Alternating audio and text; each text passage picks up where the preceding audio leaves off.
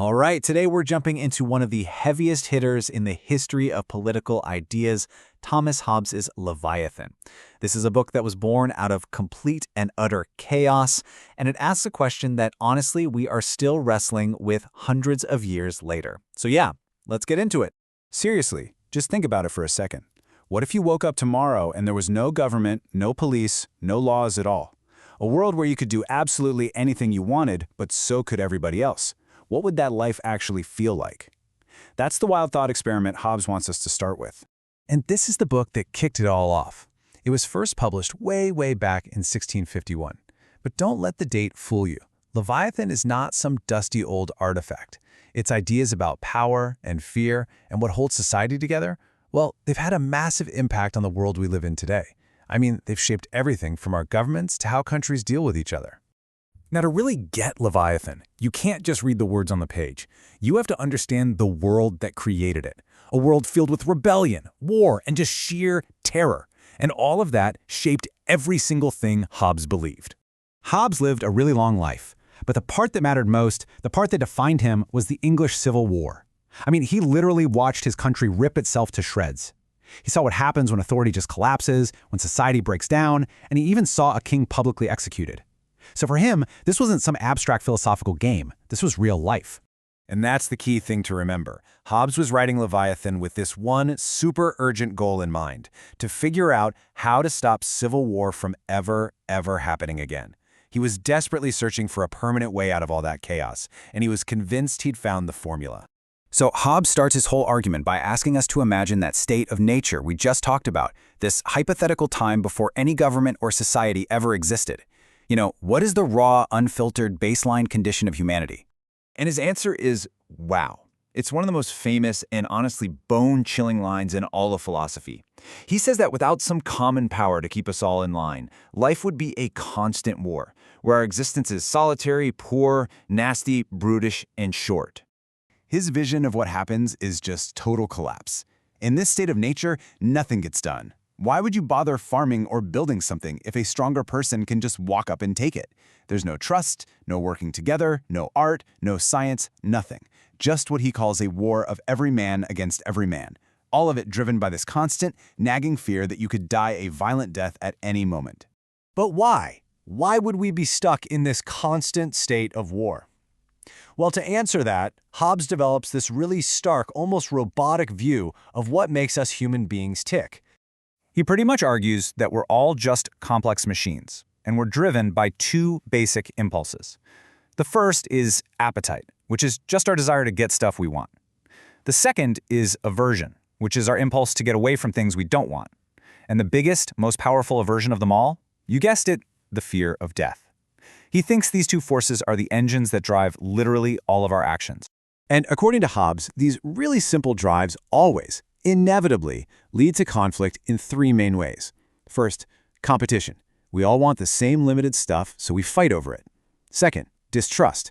We're scared of what other people might do to us, so we attack first just to be safe. And third, glory.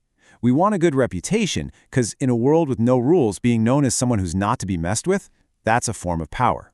You put those three things together, and you've got a perfect recipe for endless war. Okay, so if the state of nature is a complete nightmare, how in the world do we get out of it? Well, Hobbes argues that our own brain, our ability to think rationally about our own self-interest, is what shows us the escape route. See, we aren't just driven by these blind passions. We can think, we can calculate. And eventually we realize, hey, this constant fighting is terrible for me. It's terrible for everyone.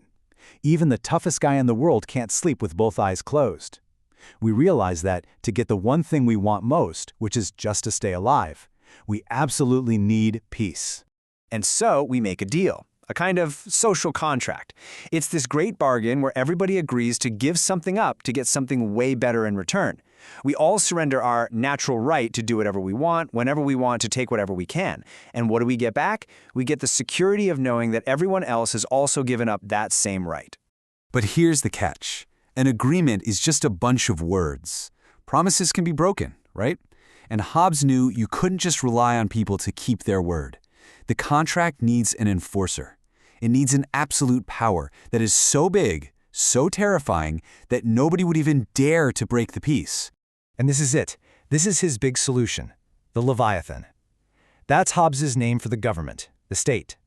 He calls it an artificial man, this giant collective body that's made up of all the individuals who agreed to create it.